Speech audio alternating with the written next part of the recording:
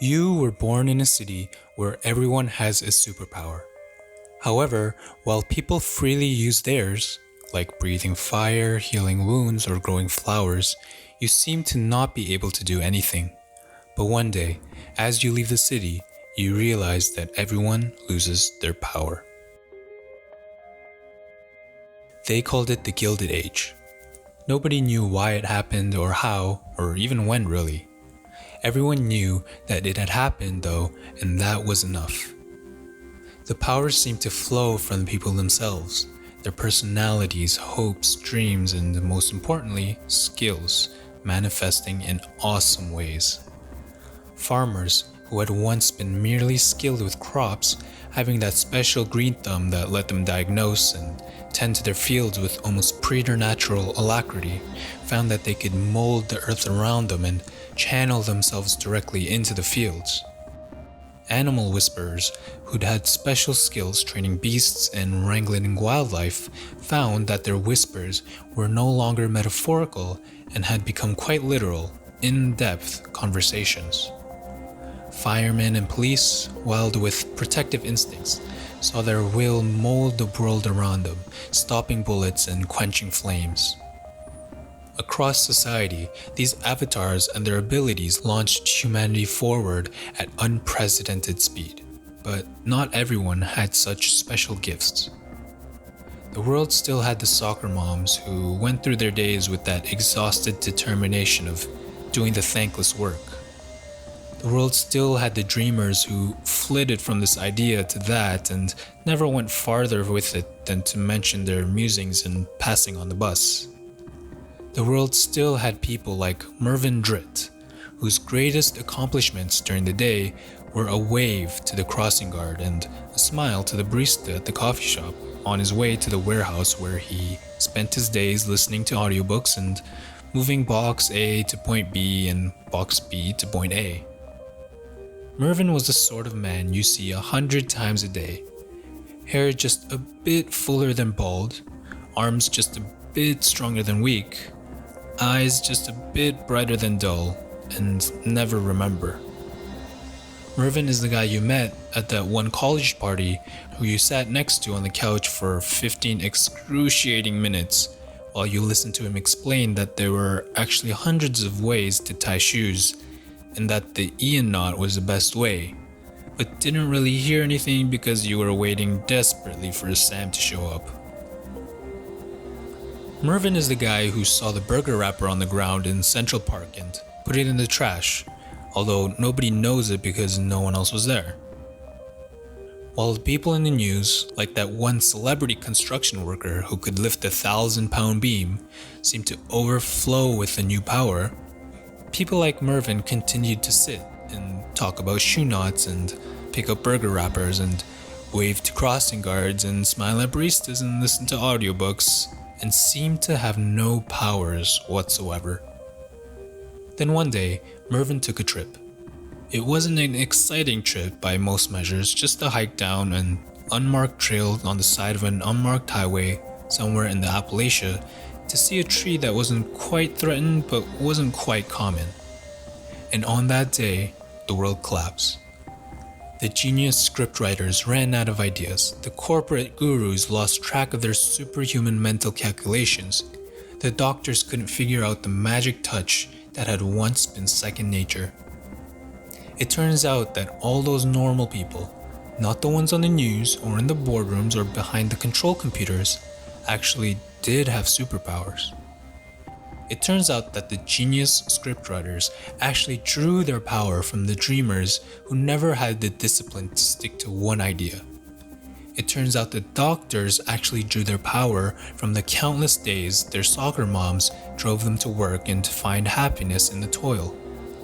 It turns out that the corporate gurus needed the little smile in the morning of tying a strange shoelace knot that a strange kid named Mervyn had told them about at that strange party that Sam never showed up to.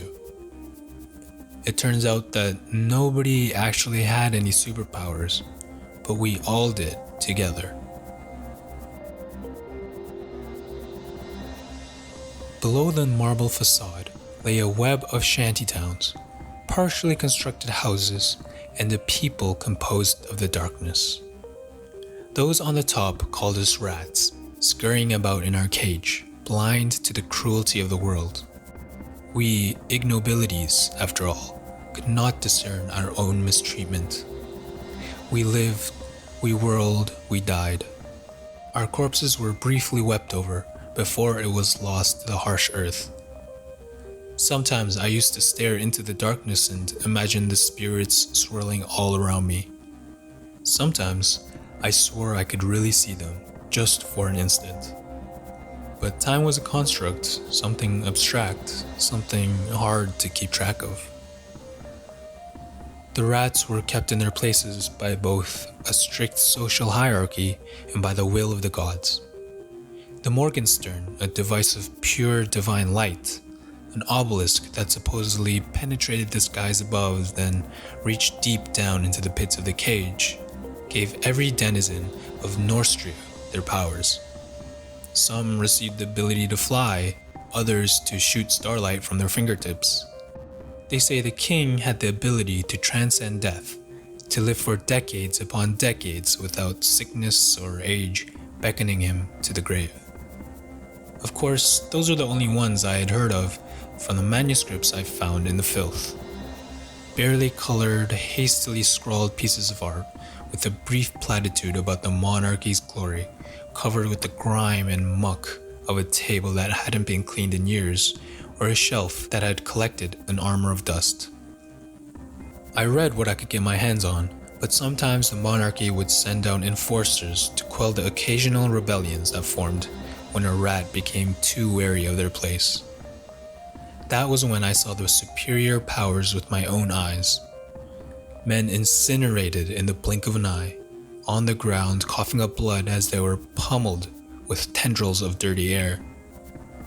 I used to watch from a partially broken window, the flashes and booms feeding my deepest fantasies and my worst nightmares.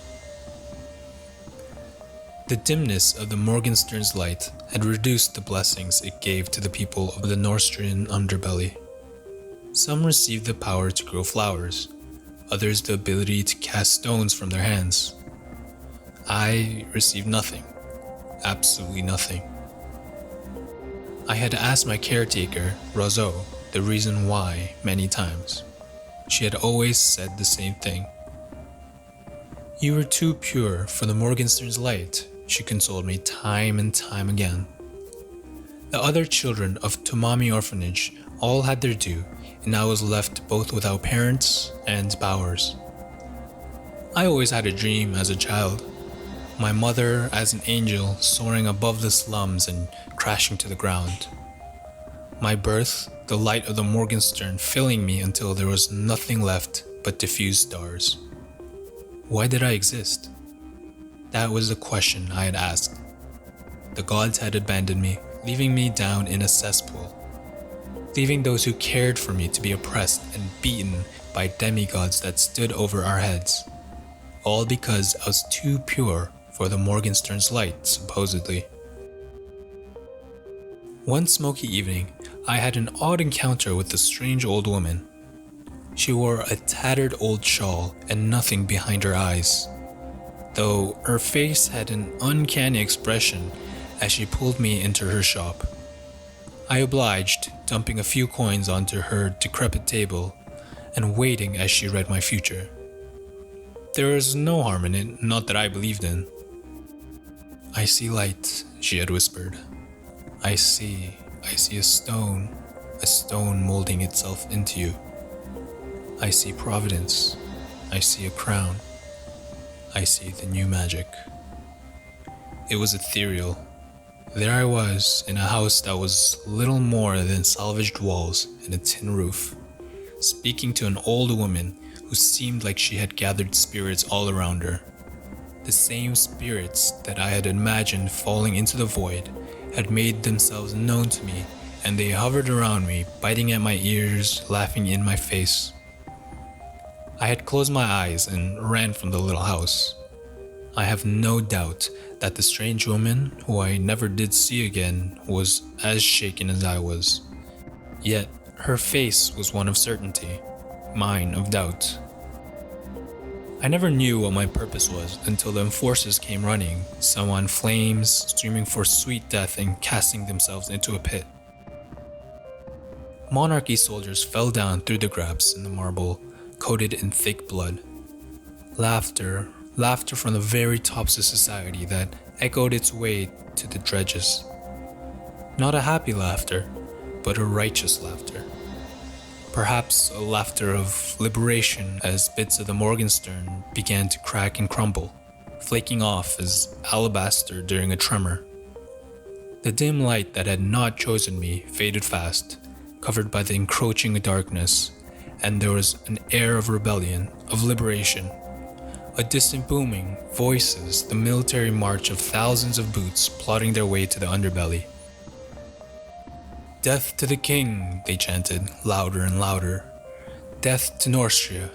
Death to the king, death to Norstria.